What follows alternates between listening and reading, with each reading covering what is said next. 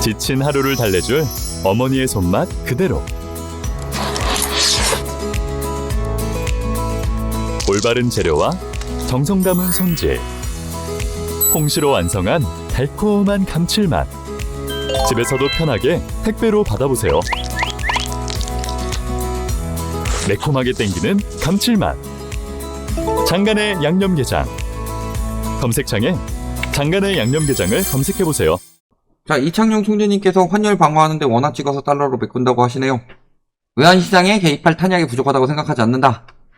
외환시장 개입 여력은 외평기금뿐만이 아니라 한은의 발권력도 있다. 요거 가지고 이야기한 거네요.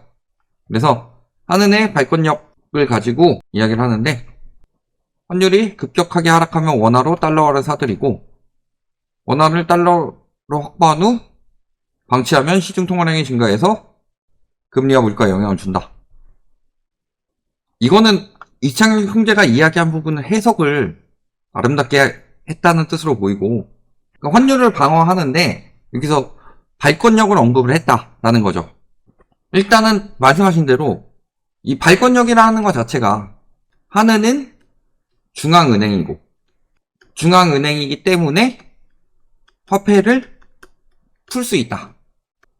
발권력을 언급했으니까 화폐를 풀어서 달러를 방어할 것이다.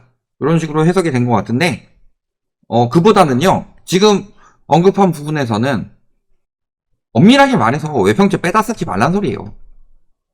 발권력, 한은의 발권력은 달러를 발권하는 게 아니라 원화를 발권하는 거잖아요. 환율의 단기적으로는 시중 달러의 영향을 받고, 장기적으로는 보유 달러의 영향을 받잖아요. 실질적으로 시중 달러를 안정시키기 위해서 보유한 달러를 푸는 거고, 이럴 때는 시중 달러가 많아지면서 환율은 떨어지지만, 장기적으로 봤을 때는 대처 능력이 떨어지고 가지고 있는 보유 달러가 감소하게 되면은 환율은 장기적으로 올라가게 됩니다.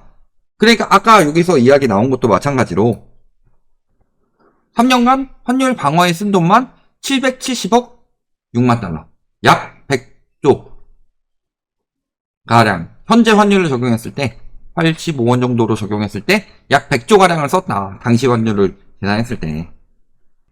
그러니까 왜 환율이 이 장기적 우상향을 나타내느냐. 5년 정도 봅시다. 그러면은 지금 이때부터 계속 조금씩 올라가고 있잖아요. 올라갔다 떨어졌다 올라갔다 떨어졌다 왔다 갔다 하고 있지만 얘가 지금 장기적 우상향이 되고 있죠. 이 장기적인 우상향이 되는 이유, 요게 보유 달러가 감소하고 있기 때문이고, 요렇게 중간중간 떨어지는 것들, 요런 것들이 시중 달러가 증가했기 때문이에요. 요렇게 급등했던 것들이 시중 달러가 급감했기 때문이고, 그러니까 시중 달러가 급감할 때 달러를 풀어서 안정시키고, 이런 식으로 지금 하고 있는데, 한은의 의도는 그거보다는 지금 보시면은 외평기금을 쓰려는 것에 불안감을 표하는 의원들의 질문에 답하는 과정에서 나왔다. 자, 한은 총재가요 달러 망했다라고 이야기를 할 수 있는 상황은 아니잖아요. 그러니까 외평기금을 쓰면은 아까 이야기한 대로 외평기금이 뭐예요? 시중에 달러를 풀고 이것에 생긴 원화가 외평기금이잖아요. 그러면은 보유 달러를 늘리기 위해서는 환율이 떨어지면은 다시 이제 달러 보유를 해야 되는데, 이걸 안 하고 이 기금을 세수 부족을 메꾸는 데 쓰겠다. 그럼 당연히 그러면은 보유 달러 줄어드는데 장기적 환율이 우상향하게 하지 않겠냐, 문제 생기지 않겠냐 라고 하니까 요것에 대해서 방어적 태세로 이야기를 한 거다. 할 수 있다, 안전하다, 그 이야기를 한 건데, 진짜로 이창용 총재가 그렇게까지 우둔한 사람이 아닙니다. 행동력이 없을 뿐이지 이야기를 우둔하게 하는 사람은 아니에요. 말씀하신 대로 원화 찍어서 달러 메꾸는 건 제일 멍청한 짓이에요. 왜냐면은 제일 많이 찍은 나라가 어디죠? 국채를 제일 많이 찍어가지고 시중에 유동성을 공급한 나라는 옆나라 일본이죠. 옆나라 일본의 엔화 가치가 제일 낮아요. 다른 데 같은 경우는 달러 대비 저평가가 한 97%, 90%대. 자, 여기 보시면 원화 가치가 5번째로 저평가되어 있다. 그래서 제일 저평가된 나라가 일본 70.25. 그 다음에 튀르키예, 노르웨이, 이스라엘, 한국. 그러면은 일본이야 뭐 말할 것도 없고 국가부채가 250, 60% 되는데 튀르키예 어떤 나라예요? 다른 나라들 다 금리 인상할 때 홀로 금리 인하해가지고 유동성을 푼 나라죠. 뭐 이스라엘이야 말할 것도 없이 전쟁 중이고. 이런 것들을 보시면 어떤 나라들이 환율이 저평가를 받느냐. 우리나라가 거의 한 97% 정도 되죠. 그런 것처럼 돈을 많이 풀면 풀수록 환율이 떨어지기가 좋은 나라다. 근데 우리나라 같은 경우는 돈을 푸는 것보다 시중 달러를 방어하는데 돈을 쓰다 보니까 달러가 고갈이 되고 있는 거고 내수 시장이 받쳐주지 못하죠. 요것만 가지고 이야기해요. 물론 수출이 잘 되면 달러가 쌓이겠죠. 근데 문제는 한국 시장에 들어올 외국인 투자를 생각을 해야 된다. 외국인 투자 금액이 들어오느냐 빠지느냐 요걸 생각을 해야 되는데 말씀하신 대로 원화를 풀어가지고 달러를 매입을 한다. 달러 매입을 위해서 원화 발행을 늘리겠다.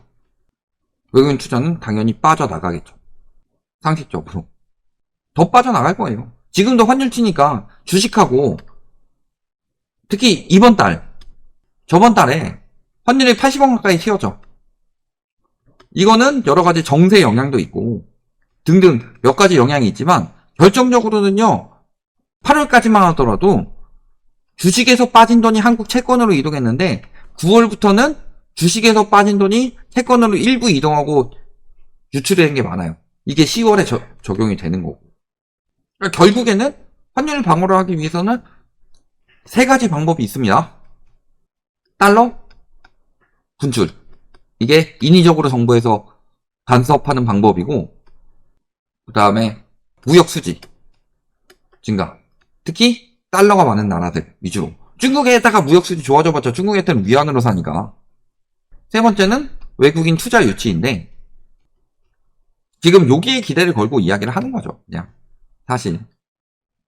그러니까 발권력으로 발행을 하겠다가 아니라 지금 달러 가치가 떨어지는데 아까도 뭐 달러 가치가 하락하는데 우리나라 환율이 올라가는 게 이해가 안 갑니다. 이렇게 말씀하신 분 있는데 원화 가치가 더 많이 떨어지기 때문에 상대적으로 원달러 환율이 올라가는 겁니다. 근데 원화 가치를 떨어뜨리는 가장 좋은 방법 돈 푸는 것. 자, 내년에 국채 발행이 엄청나게 늘어납니다. 금리 인하 압박을 하는 이유가 있어요. 자, 2025년 예산을 보면은 내년에 국고채 201.3조를 발행을 한다. 국고채를 200조나 발행하는데 내년에 적지 않나? 근데 순 발행이 83조 7천억이다.